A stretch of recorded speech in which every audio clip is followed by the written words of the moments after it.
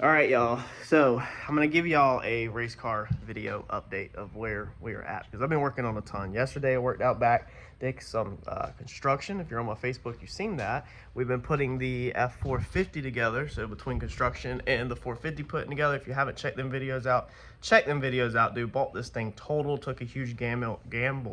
Can't talk this morning, and finally starting to slowly wrap this thing up, but something big for the race car that y'all don't even know about that we have had since I think like October or so. Check this out. All right, so we are going to go ahead and add the Holley smart coils. Now, Kevin, last time we were at the dyno with this thing, when we went to methanol or going to methanol or something, I don't remember, it's been a while. He said that eventually we are gonna run out of capabilities with the factory coils. He don't know where that's at. Currently, they don't know. They know about the LS. The LS has got so much data on it that people kind of know where the LS ones run out. But he said that approaching or at the 1,000 horsepower, that we probably should go ahead and consider these. So I went ahead and purchased this whole entire kit. These are basically, they just drop right in.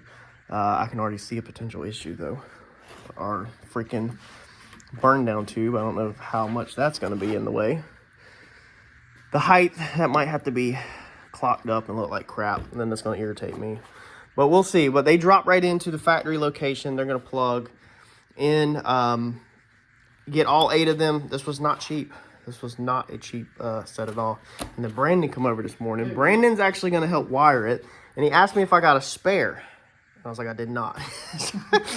He said I should probably get a spare, but these things were freaking expensive, so I did not get a spare.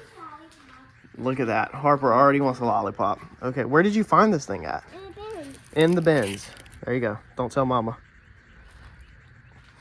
All right, so we've got all this wiring. This is where Brandon comes in because most of it is plug and play.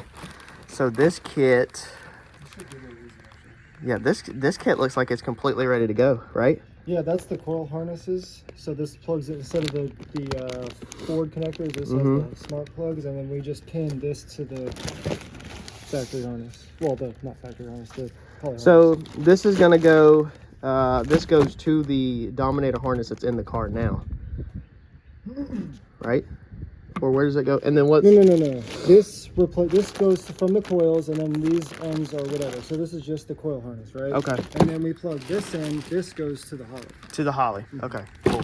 So does this plug? I wonder if does this plug into where these are plugged in at now, or does it have to go all the way to the Holley, like an input and output? Because these, wherever your J1D connector is, wherever those go right now. yeah. So there's currently a plug off the main harness under there that just plugs right in. Yeah. So it just Plugs right in. Yeah. And so what they did was they just took all the coils and all the harnesses and just made it a sub harness. I got you.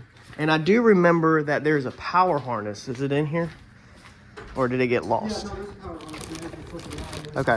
Yeah, right there. Right there. Okay, I was just saying, because I did have this with another buddy of mine, and life happened to say, to sum it up with him, and he's just very busy and didn't have time to do it. So Brandon said that he would help me out, and we get this thing installed. So we're gonna get the smart coils put on this thing. I'll show y'all how all of that turns out.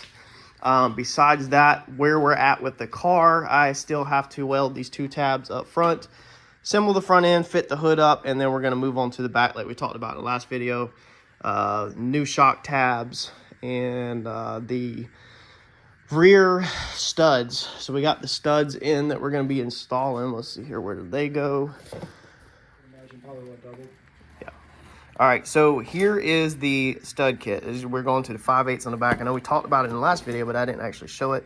So that's the part number.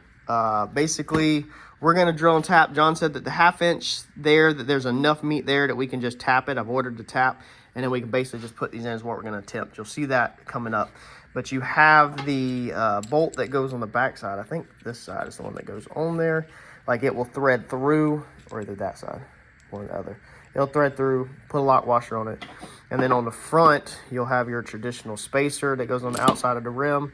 And then you'll have your traditional nut that will go on the outside of the rim. So make sure you stay tuned, because that's where we're going next, is to the back of the car to get all this installed, and then finally eventually get this thing to the dyno.